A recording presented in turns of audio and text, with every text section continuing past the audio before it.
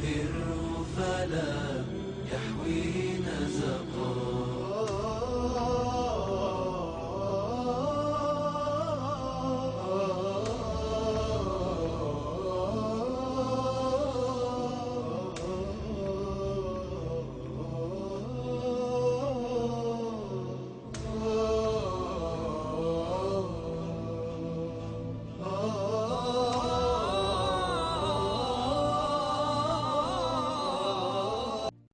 అల్హమ్దులిల్లాహి రబ్బిల్ ఆలమీన్ వస్సలాతు వస్సలాము అలా రహ్మతిల్ లిల్ ఆలమీన్ ముహమ్మదిన్ వ అలా ఆలిహి వసహ్బిహి వమన్ వాలాహుం ఇలా యౌమిద్దీన్.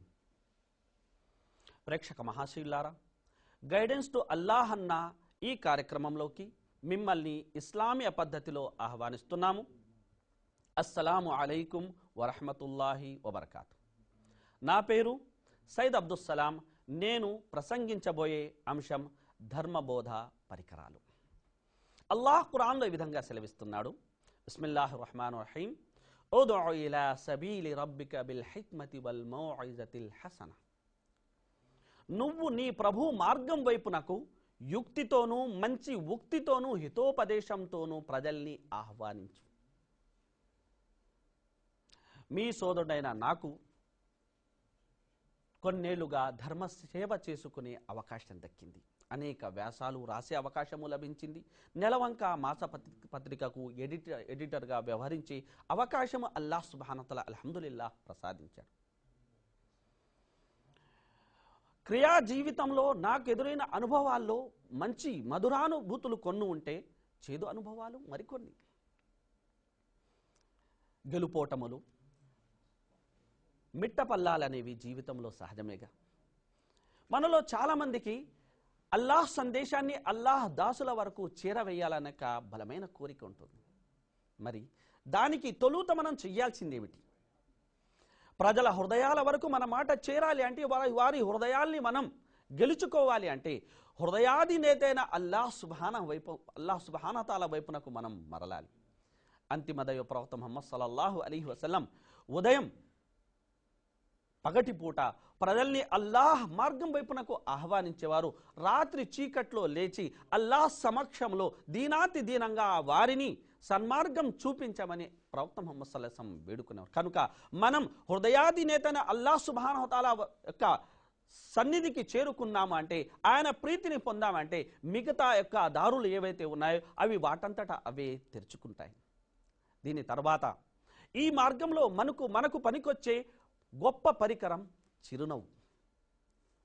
చిరునవ్వు వెలకట్టలేనిది, ఎటువంటి వెల చెల్లించకుండా మనం ఇతరులకు ఇవ్వగలిగింది. ప్రవక్త సల్లల్లాహు అలైహి వసల్లం వారు అన్నారు, తబస్సుముక ఫీ వజి అఖీక సదకా.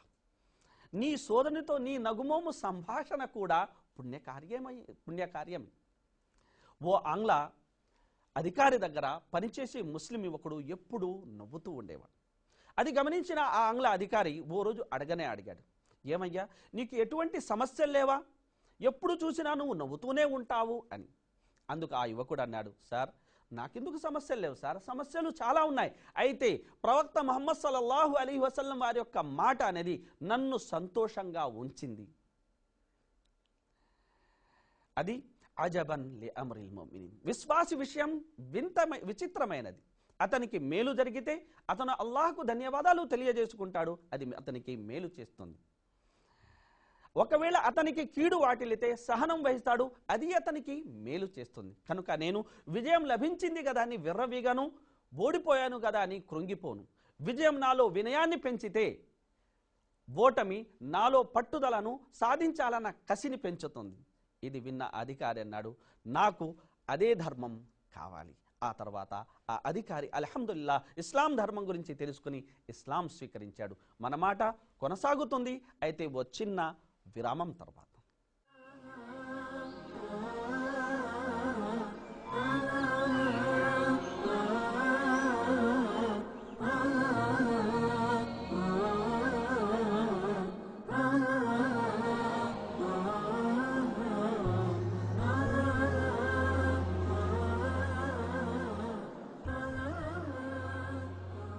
ప్రేక్షక మహాశయులారా, మరొక్క మారు గైడెన్స్ టు అల్లాహ్ అన్న ఈ కార్యక్రమంలోకి మిమ్మల్ని ఆహ్వానిస్తున్నాము.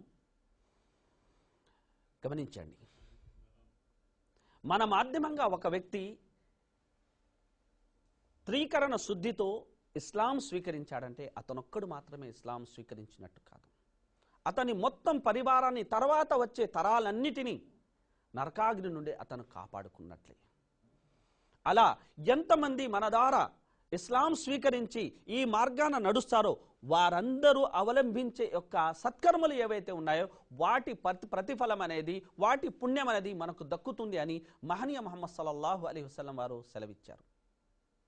కాబట్టి లక్ష్య సిద్ధితో సాగిన జీవితమే సఫలీకృతం అవుతుంది. మనం ఇక్కడ ఎంతకాలం జీవించామన్నది కాదు ముఖ్యం, ఎంత గొప్పగా జీవించామన్నది, మన లక్ష్యాన్ని ఎంత నిజాయితీగా మనం నిర్వర్తించామన్నది ముఖ్యం. ఎందుకంటే ఇహలోకం అనేది పరలోకపు పంట పొలం. ఇక్కడ ఈ బృందావనంలో ఏ విత్తులనైతే మనం నాటుకుంటామో దాని ఫలాలనే పరలోకంలో మనం కోసుకుంటాం. మరో విధంగా చెప్పాలంటే ఈ జీవితం అద్దె ఇల్లు వంటిది, అయితే మళ్ళీ మళ్ళీ దొరికేది కాదు, ఒక్కసారి మాత్రమే దొరుకుతుంది. కనుక అద్దె ఇల్లు వంటి ఈ జీవితంలో సత్కర్మల సామాగ్రి లేకపోతే, దైవభీతి అన్న సామాగ్రి లేకపోతే మన జీవితం వృధా. కాబట్టి దైవ దాసుల వరకు దైవ సందేశాన్ని చేరవేయాలనక తీవ్ర ఆకాంక్ష అనేది మనలో ఉండాలి, బలమైన కోరిక మనలో ఉండాలి. ఓ కువైతీ సోదరుడి గురించి, పౌరుని గురించి నేను మీకు చెప్పదలిచాను. అతను ఐపీసీకి వచ్చి అనేక భాషల్లో కొన్ని వాక్యాల్ని అనువాదం చేసి తీసుకెళ్ళాడు. ఆ వాక్యాలు ఏమిటో తెలుసా? ఇస్లాం గురించి మీకు తెలుసుకోవాలని ఉందా? అయితే ఈ ఫోన్కి, ఈ నంబర్కి కాల్ చేయడంలో సందేహించకండి. అలాగే నా బండిని మీరు ఎక్కడైనా ఆపగలరు అన్న యొక్క వాక్యాల్ని తన బండి మీద ఆయన అంటించుకొని బర్లో తిరిగేవారు. అలాగే దైవ దాసుల వరకు దైవ సందేశాన్ని చేరవేసేవారు. అదేవిధంగా కువైట్ రాజ్యానికి చెందిన మరో యొక్క గొప్ప పౌరుడు డాక్టర్ అబ్దుర్రహ్మాన్ అస్సుమైద్. ఆయన అందించిన సేవలు అనేకం, మనం దాన్ని వర్ణించలేము కూడా. ఆయన చేతుల మీదుగా ఇస్లాం స్వీకరించిన వారి సంఖ్యను మనం తీసుకున్నట్లయితే అక్షరాల 1,10,00,000 మంది అల్హమ్దులిల్లాహ్ ఆయన చేతుల మీదుగా ఇస్లాం స్వీకరించారు. అది ఏ దేశంలో అనుకుంటున్నారు? కువైట్ దేశంలో కాదు, ఆఫ్రికా దేశాల్లో. ఇక్కడి నుండి అంత దూరం వెళ్ళిన ఆయన అక్కడ నిరంతరం నిర్విఘ్నంగా మానవ సేవ చేస్తూ అనేక యొక్క హాస్పిటల్స్ని ఆయన నెలకొల్పారు, అనేక పాఠశాలను ఆయన నెలకొల్పారు, అనేక యొక్క మస్జిద్లను ఆయన నిర్మించారు, అనేక యూనివర్సిటీలను ఆయన అక్కడ స్థాపించారు. అలాగే రేడియో ఛానల్స్ని కూడా అక్కడ ఆయన ప్రారంభించారు. ఈ తపన ఏదైతే ఉందో ఇది మనలోని ప్రతి ఒక్కరిలో ఈ యొక్క తపన ఉండాలి. ప్రేక్షక మహాశయులారా, ఆయన ఓసారి చెప్పడం జరిగింది, మీరు ఈ వయసులో కూడా ఇంతగా శ్రమిస్తున్నారే, కాస్త విశ్రాంతి తీసుకోవచ్చు కదా అని. అందుకు ఆయన ఇచ్చిన సమాధానం ఏమిటి తెలుసా? ఏమిటి? మీరు నాకు స్వర్గపు జమానతు ఇస్తారా చెప్పండి, విశ్రాంతి తీసుకుంటాను.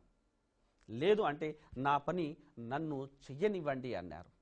ప్రేక్షక మహాశయులారా, దైవ సందేశాన్ని దైవ దాసుల వరకు చేరవేసే విషయంలో బలమైన పరికరంగా భాష కూడా పనిచేస్తుంది. కనుక అల్లాహ్ సుబ్హానహు తఆలా తన ప్రవక్తలందరినీ ఆయా జాతి మాట్లాడే భాషలో పంపించాడు కానీ వేరే భాషలో పంపించలేదు. కనుక ముస్లిములైన మనం ప్రాంతీయ భాషా ప్రాముఖ్యాన్ని గ్రహించి ఆ భాషను నేర్చుకొని ఆ భాషలో సాహిత్యాన్ని పెంచి ఆ సాహిత్యాన్ని ఆ భాష మాట్లాడే వ్యక్తుల వరకు చేరవేసే ప్రయత్నం అనేది మనం చెయ్యాలి.